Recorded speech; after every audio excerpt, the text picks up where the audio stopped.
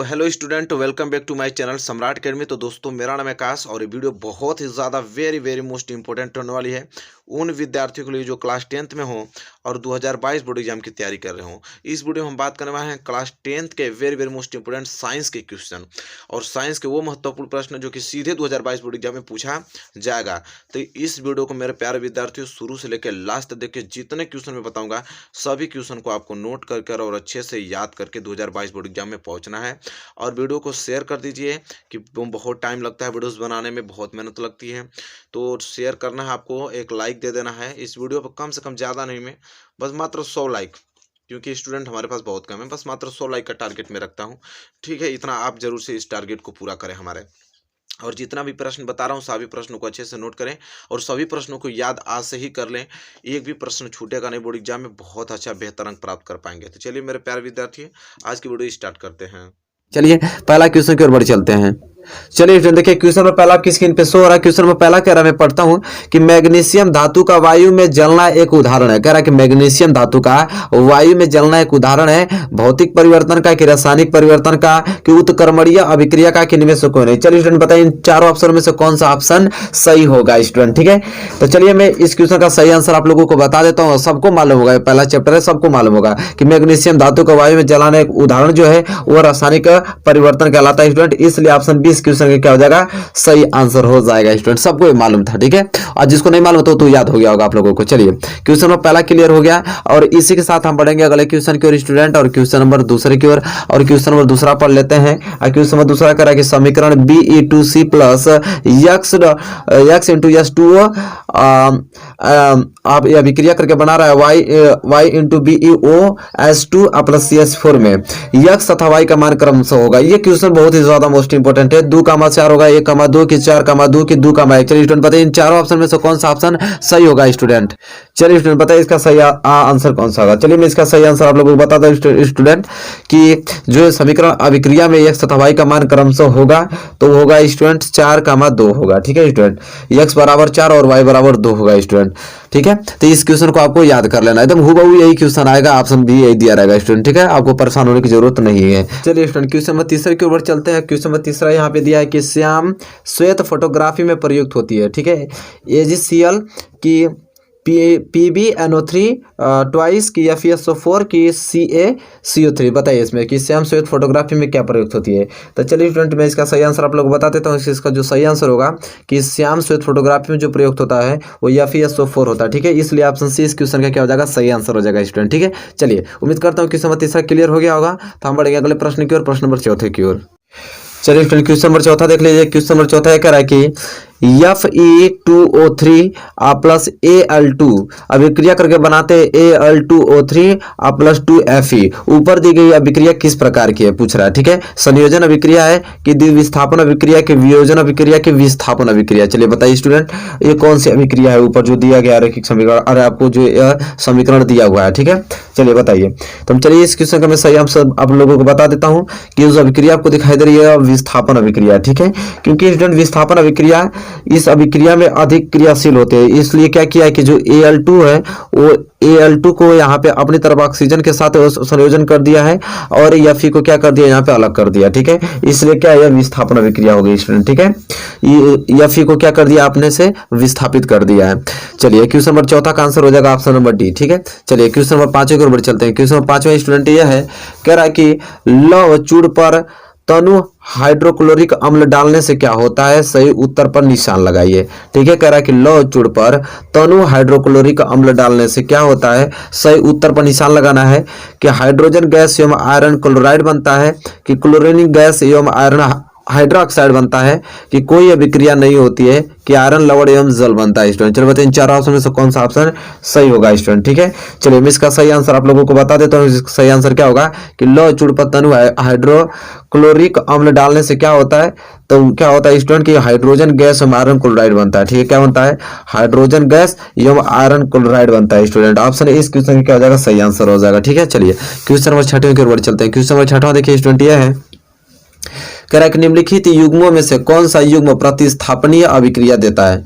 कह रहा है कि निम्नलिखित युग्मों में से कौन सा युग्म प्रतिस्थापनीय अभिक्रिया देता है। सोडियम क्लोराइड विलयन एवं कॉपर धातु, कि मैग्नीशियम क्लोराइड विलयन में एल्युमिनियम धातु, कि फेरस सल्फेट विलयन एवं सिल्वर धातु, कि सिल्वर नाइट्रेट विलयन कॉपर धातु। चलिए बताइए इन चारों ऑप्शन में से कौन सा ऑप्शन सही हो जाएगा। ठीक है स्टूडेंट, चलिए मैं इसका सही आंसर आप लोग बता देता हूं कि इसका सही आंसर क्या होगा। तो सिल्वर नाइट्रेट विलयन कॉपर धातु हो जाएगा। ठीक है, कह रहा है कि निम्नलिखित युग्म में से कौन सा युग्म प्रतिस्थापनीय अभिक्रिया देता है। तो सिल्वर नाइट्रेट विलयन एवं कॉपर धातु। ठीक है, ऑप्शन डी इस क्वेश्चन का क्या हो जाएगा, सही आंसर हो जाएगा स्टूडेंट। ठीक है, चलिए बढ़ चलते हैं अगले क्वेश्चन के, क्वेश्चन नंबर 7वें की ओर। चलिए क्वेश्चन नंबर 7वां देखिए आपकी स्क्रीन पे आ गया, जो कि बहुत ही ज्यादा मोस्ट इंपोर्टेंट है। कह रहा है कि कार्बन मोनोऑक्साइड की क्लोरीन के साथ अभिक्रिया द्वारा कार्बोनिल क्लोराइड का बनना उदाहरण है। ठीक है, वियोजन अभिक्रिया का, संयोजन अभिक्रिया का, विस्थापन अभिक्रिया का, अपघटन अभिक्रिया का। चलिए स्टूडेंट बताइए इसका सही आंसर क्या होगा। तो चलिए इसका सही आंसर मैं बता देता हूं कि कार्बन मोनोऑक्साइड की क्लोरीन के साथ अभिक्रिया द्वारा जो कार्बोनिल क्लोराइड का बनना होता है वो स्टूडेंट, वो आपका संयोजन अभिक्रिया कहलाता है। क्या, संयोजन अभिक्रिया कहलाता है स्टूडेंट, क्योंकि कार्बन मोनोऑक्साइड क्लोरीन के साथ अभिक्रिया करके कार्बोनिल क्लोराइड का एकल उत्पाद बनाता है। ठीक है, एकल उत्पाद बनाता है, अतः यह कौन सी का अभिक्रिया कहलाएगी। तो संयोजन अभिक्रिया कहलाएगी। ठीक है, चलिए क्वेश्चन नंबर 8वें की ओर चलते हैं। क्वेश्चन नंबर 8वां स्टूडेंट यह है, जब कॉपर सल्फेट विलयन में लोहे का टुकड़ा डालते हैं तो कॉपर व फेरस सल्फेट बनते हैं, यह अभिक्रिया कहलाती है। बहुत ज्यादा मोस्ट इंपोर्टेंट प्रश्न है कि जब कॉपर सल्फेट विलयन में लोहे का टुकड़ा डालते हैं तो कॉपर व फेरस सल्फेट बनते हैं, यह अभिक्रिया कहलाती है। प्रतिस्थापन अभिक्रिया कहलाती है, कि योगात्मक अभिक्रिया, उष्मीय वियोजन की उष्मीय अपघटन कहलाती है। ठीक है, बताइए इन चार ऑप्शन में से कौन सा ऑप्शन सही होगा स्टूडेंट। चलिए मैं इसका सही आंसर आप लोगों को बता देता हूं कि इसका सही आंसर क्या होगा। तो प्रतिस्थापन अभिक्रिया कहलाती है। ठीक है, ऑप्शन ए इस क्वेश्चन का क्या हो जाएगा, सही आंसर हो जाएगा स्टूडेंट। ठीक है, चलिए उम्मीद करता हूं क्वेश्चन नंबर 8 आपने बहुत अच्छे ढंग से क्लियर कर लिया। चलिए बढ़ चलते अगले क्वेश्चन के, क्वेश्चन नंबर 9 तक। क्वेश्चन नंबर 9 स्टूडेंट कह रहा है कि निम्न अभिक्रियाओं में आप चाय की पहचान कर लिखिए। ठीक है, इसमें जो अभिक्रिया आपको दिया है Fe2O3 प्लस 3CO मिलकर बनाते हैं 2Fe प्लस 3CO2। इसमें से आपको क्या करना है, आप चाय का पहचान कर लिखना है। तो चल बताइए Fe2O3 है कि CO की Fe की CO2 है, बताइए इसमें से अब चाय कौन है। ठीक है, तो चलिए इसका सही आंसर बता दो। तो इसमें अब चाय क्या है, CO है, क्योंकि दी गई अभिक्रिया में जो CO है अब चाय रखे, यह कर रहा है क्या, Fe2O3 से ऑक्सीजन को अलग करके उसे क्या कर दे रहा है, अपचरित कर दे रहा है। ठीक है स्टूडेंट, इसलिए CO क्या है, अपचायक है। ठीक है, चलिए ऑप्शन बी इस क्वेश्चन का सही आंसर हो जाएगा। चलिए बढ़ चलते हैं अगले क्वेश्चन के, क्वेश्चन नंबर 10वां। क्वेश्चन नंबर 10वां कह रहा है कि निम्न अभिक्रियाओं में ऑक्सीकारक पहचान कर लिखिए। ठीक है, यह अभिकारक और रासायनिक अभिक्रिया दिया है, इसमें से ऑक्सीकारक पहचान कर लिखना है। ठीक है स्टूडेंट, चलिए बताइए इसका सही आंसर क्या होगा स्टूडेंट। चलिए इसका मैं सही आंसर आप लोगों को बता देता हूं। कह रहा है कि ऑप्शन ए MnO2 की HCl की MnCl2 की Cl2, बताइए इनमें से कौन सा ऑप्शन सही होगा। तो इसका सही आंसर बता दूं कि क्या होगा, तो वो हो जाएगा MnO2, क्योंकि यह जो आपका MnO2 है वो ऑक्सीकारक कहलाएगा। ठीक है, ऑप्शन ए इस क्वेश्चन का क्या हो जाएगा, सही आंसर हो जाएगा। चलिए क्वेश्चन नंबर 10वां क्लियर हो गया। क्वेश्चन नंबर 11 की ओर चलते हैं। चलिए क्वेश्चन नंबर 11 देखिए, कह रहा है कि उष्माशोषी अभिक्रिया है। कह रहा है कि उष्माशोषी अभिक्रिया इन चारों में से कौन है। N2 प्लस O2 मिलकर 2NO बना रहे हैं, कि H2 प्लस L2 मिलकर 2HL बना रहे हैं, कि C प्लस O2 मिलकर क्या कार्बन डाइऑक्साइड बना रहे हैं, कि SO प्लस O2 मिलकर SO2 बना रहे हैं। बताइए इनमें से कौन उष्माशोषी अभिक्रिया है स्टूडेंट। ठीक है, तो चलिए इसका सही आंसर बता दो। तो N2 प्लस ऑक्सीजन मिलकर 2NO बना रहे हैं। ठीक है, क्योंकि दोस्तों यह नाइट्रोजन और ऑक्सीजन के मिश्रण को उच्च ताप पर गर्म किया जा रहा है यहाँ पे, इसलिए नाइट्रिक अम्ल जो NO है, ठीक है, नाइट्रिक अम्ल NO बनता है, यह ऊष्मा वातावरण से क्या कर रहा है, अवशोषित की जाती है। ठीक है, इसलिए क्या हो जाएगा, यह उष्माशोषी अभिक्रिया कहलाएगी। ठीक है, ऑप्शन ए इस क्वेश्चन का सही आंसर हो जाएगा। चलिए क्वेश्चन नंबर 12 की ओर चलते हैं। क्वेश्चन नंबर 12 स्टूडेंट ये कह रहा है कि निम्न में से कौन सी गैस को ताजा तेल के नमूने के लंबे समय तक परिसंचरण भंडारण के उपयोग किया जा सकता है। कार्बन डाइऑक्साइड या ऑक्सीजन, कि नाइट्रोजन या ऑक्सीजन, की कार्बन डाइऑक्साइड या हीलियम, की हीलियम या नाइट्रोजन। बताइए इन चार ऑप्शन में से कौन सा ऑप्शन सही होगा।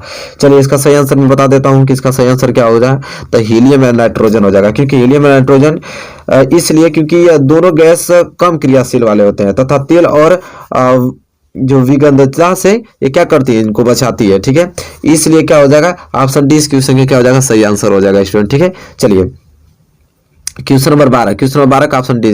तो यहाँ पे 12 मैंने टोटल मोस्ट इंपोर्टेंट आपको ऑब्जेक्टिव क्वेश्चन बता दिया जो कि बहुत ही ज्यादा महत्वपूर्ण है और इसको 12 टोटल तैयार करके आपको जाना है, ठीक है। इंपॉर्टेंट ये आपको ऑब्जेक्टिव क्वेश्चन है बहुविकल्पीय का।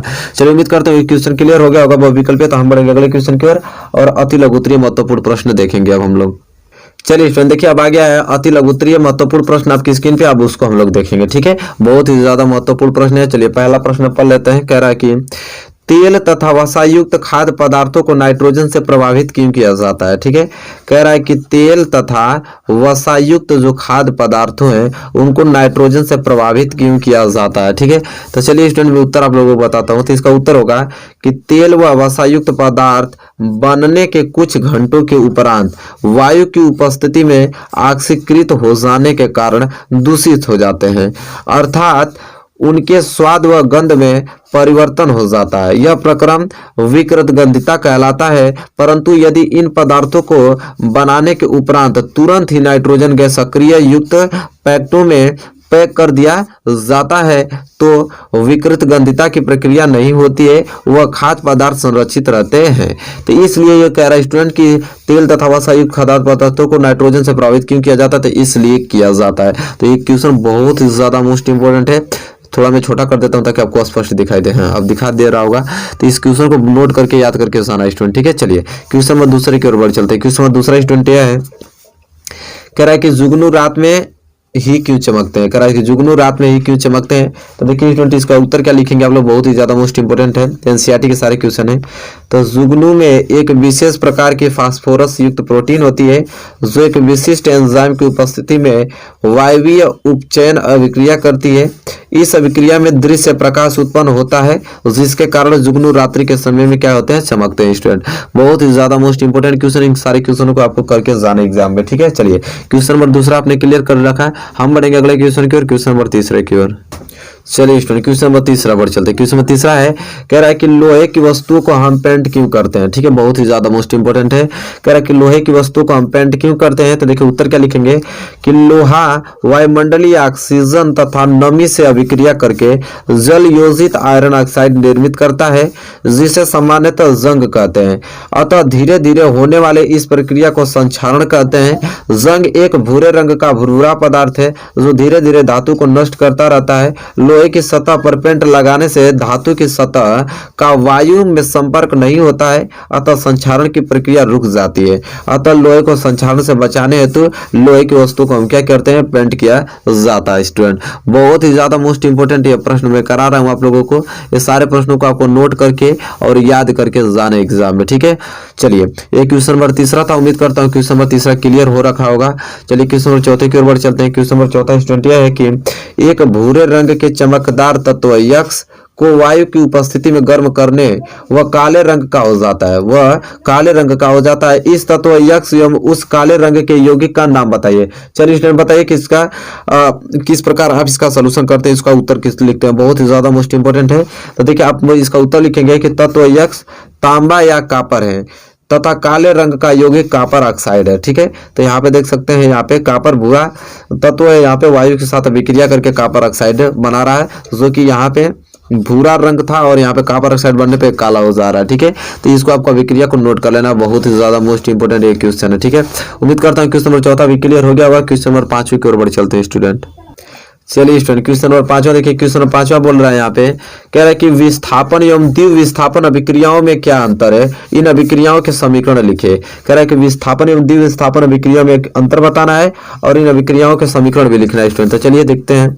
तो उत्तर लिखे कि विस्थापन अभिक्रिया में एक तत्व दूसरे तत्व उसके लवण के विलयन से विस्थापित कर देता है, जबकि द्विविस्थापन अभिक्रिया में दो यौगिकों के मध्य आयनों का आदान प्रदान होता है, ठीक है। तो यहाँ पे विस्थापन और द्विविस्थापन मैंने बता दिया और इसको उदाहरण भी लिखने के लिए बोला तो उदाहरण लिख सकते हैं यहाँ पे। जैसा कि देख पा रहे हैं ये आपका द्विविस्थापन का उदाहरण है रिएक्शन और यह द्विविस्थापन का है, विस्थापन का या द्विविस्थापन दोनों का एक एक एग्जांपल में उदाहरण लिख दिया हूं, इसको नोट कर लीजिएगा स्टूडेंट, ठीक है। इस प्रकार तब जाके आपका क्वेश्चन नंबर पांचवा क्लियर होगा, ठीक है। और ये आपको उदाहरण लिखना भूलना नहीं एग्जाम में, क्योंकि अगर 4 नंबर का क्वेश्चन रहेगा तो 2 नंबर उदाहरण पे देगा, 2 नंबर आपके परिभाषा पे देगा, ठीक है। तो दोनों आपको लिखना होगा। पूरा नंबर उठाना चाहते हैं तो ठीक है। तो चलिए एक बार दिखा देता हूँ अच्छे ढंग से, आप लोग इसको स्क्रीनशॉट ले लीजिए। चलिए क्वेश्चन नंबर 6 की ओर चलते हैं। क्वेश्चन नंबर 6 स्टूडेंट है, कह रहा है कि सिल्वर के शोधन में सिल्वर नाइट्रेट के विलयन से सिल्वर प्राप्त करने के लिए कॉपर धातु द्वारा विस्थापन किया जाता है। इस प्रक्रिया के लिए अभिक्रिया लिखिए, ठीक है। तो आप देखिए इस प्रक्रिया के लिए अभिक्रिया के लिए बोला, तो देखिए यहाँ पे आपको जैसा कि देख पा रहे हैं मैंने अभिक्रिया अच्छे ढंग से लिखा है, इसको आप नोट कर लीजिए, ठीक है। अब ये क्या मिलके बना रहा है, तो Cu मिलके 2HgNO3 मिलके आपस में मिलके क्या बना रहे हैं, यहाँ पे कॉपर NO3 बना रहा है और यहाँ पे लोहा को अलग रखा है, ठीक है। तो यहाँ पे ये जो अभिक्रिया है कह रहा है कि सिल्वर के शोधन में सिल्वर नाइट्रोजन के विलयन से सिल्वर प्राप्त करने के लिए कॉपर धातु द्वारा विस्थापित किया जाता है। इस प्रक्रिया का यह क्या है, आपका अभिक्रिया का ये आपका समीकरण है, ठीक है। तो यहाँ पे मैं रिएक्शन आपको लिख दिया हूँ, इसको आराम से इसको नोट कर लीजिए स्टूडेंट, ठीक है। चलिए उम्मीद करता हूँ कि क्वेश्चन 6वां भी क्लियर होगा, एनसीईआरटी के प्रश्न है, ठीक है। चलिए क्वेश्चन नंबर 7 की ओर बढ़ चलते हैं स्टूडेंट। चलिए क्वेश्चन नंबर 7वां देखिए, वेरी मोस्ट इंपोर्टेंट क्वेश्चन है। कह रहा है कि वायु में जलाने से पहले मैग्नीशियम के फीते को साफ क्यों किया जाता है, वेरी मोस्ट इंपोर्टेंट क्वेश्चन है। तो चलिए देखिए इसका उत्तर कैसे लिखेंगे, तो उत्तर आपको लिखना पड़ेगा कि मैग्नीशियम की अभिक्रियाशीलता अधिक होने के कारण यह वायुमंडलीय ऑक्सीजन तथा नमी से अभिक्रिया करके मैग्नीशियम ऑक्साइड तथा हाइड्रोक्साइड की एक अक्रिय परत बना लेता है। अतः मैग्नीशियम धातु को जलाने से पूर्व इसे रेत से, जो रेत पत्र बालू पेपर होता है, उससे रगड़कर हटाना आवश्यक होता है, ठीक है स्टूडेंट। तो यह जो क्वेश्चन है बहुत ही ज्यादा मोस्ट इंपोर्टेंट, आपके एनसीईआरटी जितने भी क्वेश्चन करा रहे सब एनसीईआरटी के हैं और इन सारे प्रश्नों को आपको तैयार करके जाना है स्टूडेंट, ठीक है। चलिए ज्यादा समय नहीं लेंगे, इसका स्क्रीनशॉट ले लीजिए, तुरंत बढ़ूंगा अगले प्रश्न की ओर, प्रश्न नंबर 8वें की ओर, क्योंकि बहुत सारे क्वेश्चन सभी कराने हैं आप लोगों को। प्रश्न नंबर 8वां है, कह रहा है कि जब लोहे की कील को कॉपर सल्फेट के विलयन में डुबाया जाता है तो विलयन का रंग क्यों बदल जाता है, ये भी बहुत मोस्ट इंपोर्टेंट क्वेश्चन है, ठीक है। तो इस सारे क्वेश्चन को तैयार करके जाना आप लोगों को। अब इसका उत्तर किस प्रकार आपको लिखेंगे, तो लिखिए कि लोहा कॉपर की अपेक्षा अधिक सक्रिय धातु है। जब लोहे की कील को कॉपर सल्फेट के विलयन में डुबाया जाता है तो लोहा कॉपर को विलयन से विस्थापित कर देता है तथा आयरन सल्फेट विलयन बनता है, जिसका रंग हरा होता है, इसलिए विलयन का रंग नीले से बदल के क्या हो जाता है, हरा हो जाता है। इतना लिखने के बाद आप यहाँ पे रिएक्शन लिख सकते हैं, देखिए कि नीला है और यहाँ विस्थापित करने के बाद ये अभिक्रिया करने पे यह हरा रंग बना दे रहा है, ठीक है। तो ये आपको जो अभिक्रिया यहाँ पे समीकरण लिखा हुआ है, इसको भी आपको एग्जाम में नोट करना है, ठीक है, ये भी आपको दर्शाना है। चलिए तो यह आपका क्वेश्चन नंबर 8वां था और उम्मीद करता हूँ क्वेश्चन नंबर 8वां ने बहुत अच्छे ढंग से नोट कर लिया। एक बार दिखा देता हूँ ताकि आप स्क्रीनशॉट ले सकें अच्छे से, या तो वीडियो को पुश कर लीजिए और वहां से इन क्वेश्चनों को नोट कर लीजिए, ठीक है। चलिए ये क्वेश्चन नंबर 8 था, अब हम बढ़ेंगे अगले क्वेश्चन की ओर, क्वेश्चन नंबर 9 की ओर। और चलिए स्टूडेंट आपकी स्क्रीन पे आ गया क्वेश्चन नंबर 9 तक। क्वेश्चन नंबर 9 देखिए बहुत ही ज्यादा मोस्ट इंपोर्टेंट है। कह रहा है कि वियोजन अभिक्रिया को संयोजन अभिक्रिया के विपरीत क्यों कहा जाता है, इन अभिक्रियाओं के लिए समीकरण लिखिए। बहुत ही ज्यादा मोस्ट इंपोर्टेंट क्वेश्चन है। तो देखिए आप किस प्रकार इसका उत्तर लिखेंगे। कह रहा है कि वियोजन अभिक्रिया में एक अभिकर्मक विघटित होकर 2 या 2 से अधिक उत्पाद बनाता है, जबकि संयोजन अभिक्रिया में 2 या 2 से अधिक अभिकर्मक परस्पर संयोग करके एक उत्पाद निर्मित करते हैं। इस प्रकार ये दोनों अभिक्रिया एक दूसरे से क्या है, विपरीत है स्टूडेंट, ठीक है। यहाँ लिखने के बाद यहाँ पे इसको उदाहरण लिख देना। एक में यहाँ पे संयोजन अभिक्रिया है, ये भी आपको संयोजन अभिक्रिया कर रहा है। यहाँ मेरे 2 एग्जाम्पल आपको यहाँ पे लिख दिया हूँ ताकि आप अच्छे से समझ सकते हैं इसको, ठीक है। चलिए तो ये आपका था आपका क्वेश्चन नंबर 9, ठीक है। और क्वेश्चन नंबर 9 बहुत ही ज्यादा मोस्ट इंपोर्टेंट है, तो इसको आपको नोट कर लेना है अच्छे से, ठीक है। आपको करना है चीज स्क्रीनशॉट लिखकर याद कर लेना आपको, ठीक है, लिखकर। चलिए क्वेश्चन नंबर 9 था, ठीक है। क्वेश्चन नंबर 9 के लिए क्वेश्चन नंबर 10 की ओर चलते हैं।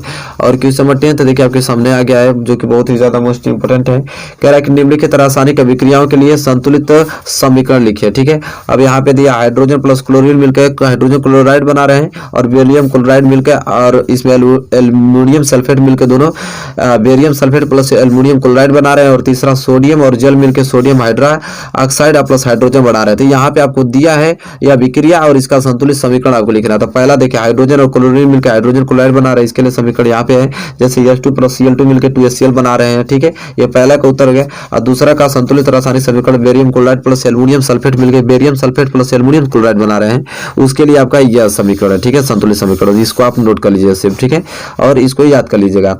और तीसरा आपका यहाँ पे barium chloride plus aluminium sulphate मिलकर, नहीं सॉरी तो दूसरा था। तीसरा आपका क्या दिया यहाँ पे, सोडियम और जल मिलकर सोडियम हाइड्रोक्साइड और हाइड्रोजन अलग कर रहे हैं। तो यहाँ पे जैसे कि 2Na प्लस 2H2O मिलकर क्या बना रहे हैं, 2NaOH प्लस हाइड्रोजन अलग कर रहे हैं, ठीक है। तो यहाँ पे इसका संतुलित रासायनिक समीकरण में लिख दिया हूँ। क्वेश्चन नंबर 10 बहुत ही ज्यादा मोस्ट इंपोर्टेंट है, एनसीईआरटी का प्रश्न है, ठीक है। ये आपके एग्जाम में आने के चांसेस बहुत ज्यादा है, आप पूछे भी जाते हैं, ठीक है। ये क्वेश्चन नंबर 10वां स्टूडेंट, इसको नोट कर लीजिए। हम बढ़ेंगे अगले प्रश्न की ओर, प्रश्न नंबर 11 की ओर। चलिए स्टूडेंट देखिए प्रश्न नंबर 11 की स्क्रीन पे आएगा, जो कि बहुत ही ज्यादा मोस्ट इंपोर्टेंट है। लास्ट क्वेश्चन है अति लघु उत्तरीय का, ठीक है। कह रहा है कि एक चांदी का बर्तन कुछ दिनों के लिए वायु में खुला रखने पर वह काला पड़ जाता है। सब बर्तन पर टूथपेस्ट रगड़ा जाता है तो वह फिर चमकने लगता है। कंडीशन आपका पहला, चांदी का बर्तन काला क्यों हो जाता है, इस प्रक्रम का नाम क्या है। और दूसरा कि जो काले रंग का पदार्थ बनता है उसका नाम क्या है, सूत्र लिखे, ठीक है।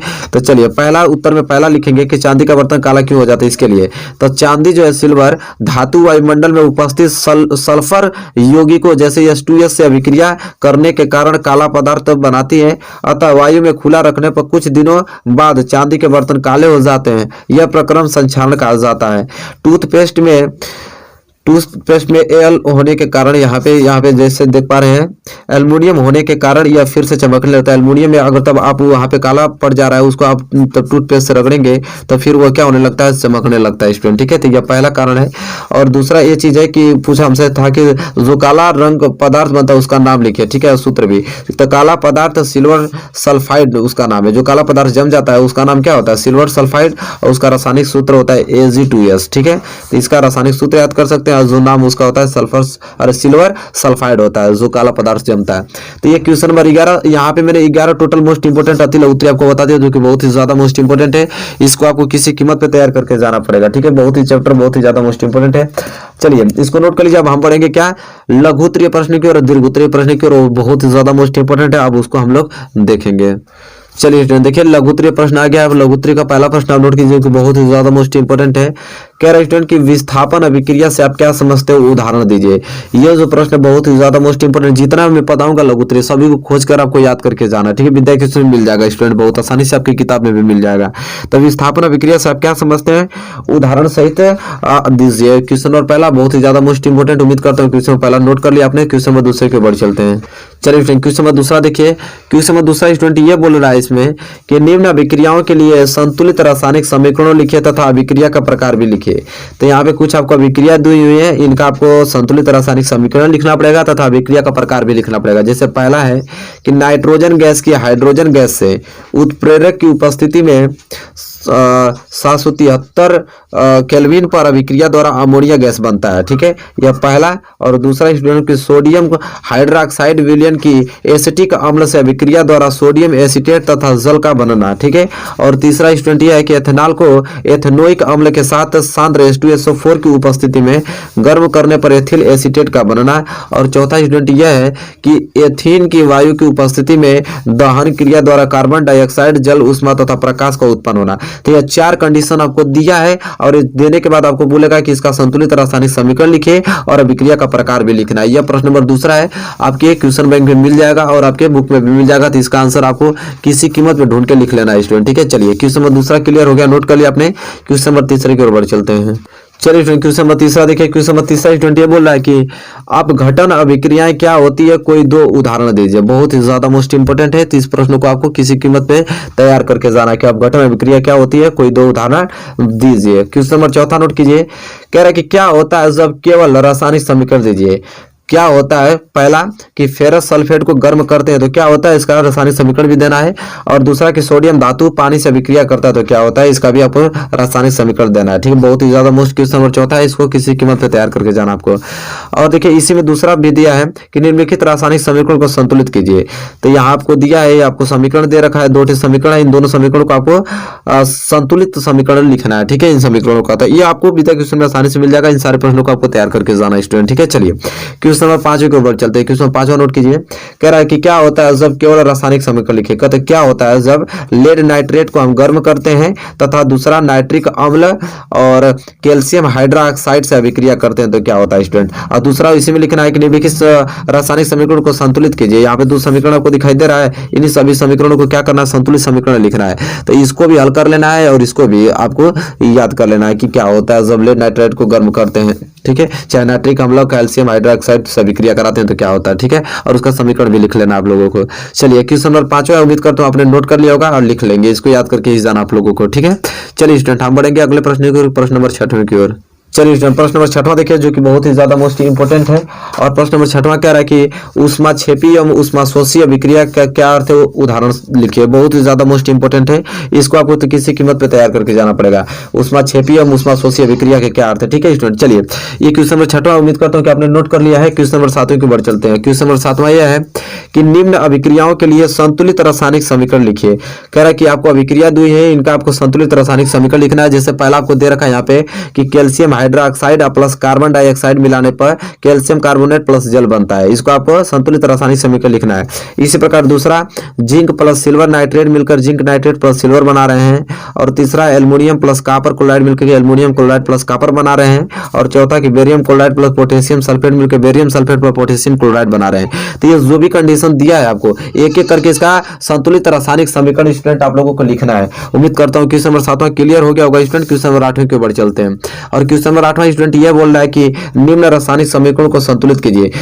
1 2 3 4 चारों आपको दिखाई दे रहा है, तुरंत आप इसका स्क्रीनशॉट ले लीजिए स्टूडेंट, ठीक है।